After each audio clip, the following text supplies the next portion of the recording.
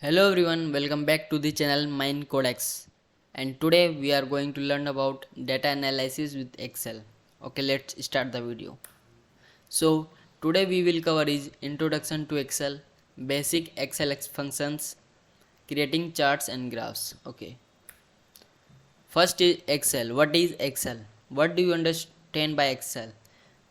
Then it is a spreadsheet program developed by Microsoft. Excel organizes data in columns and rows and allows you to do mathematical functions. It runs on Windows, Mac OS, Android and iOS.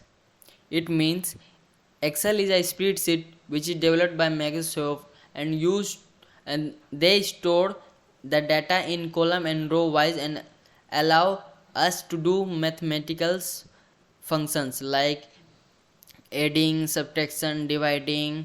These all are the algebraic which these allowed to do.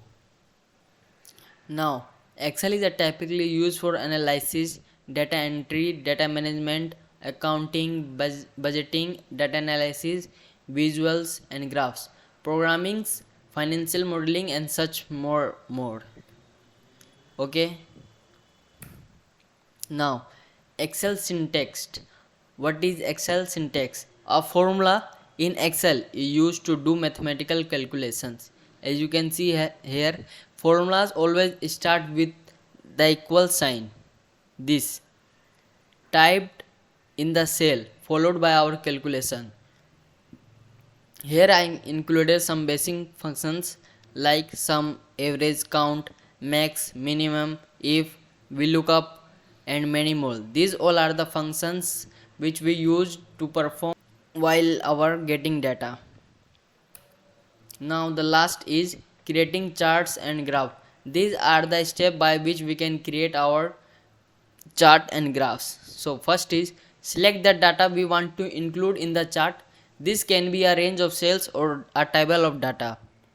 Second step is click on the insert tab in the Excel ribbon.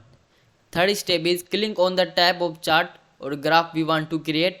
Excel offers a variety of chart types such as columns, charts, line chart, pie charts and many more. Excel will automatically create a chart based on the selected data.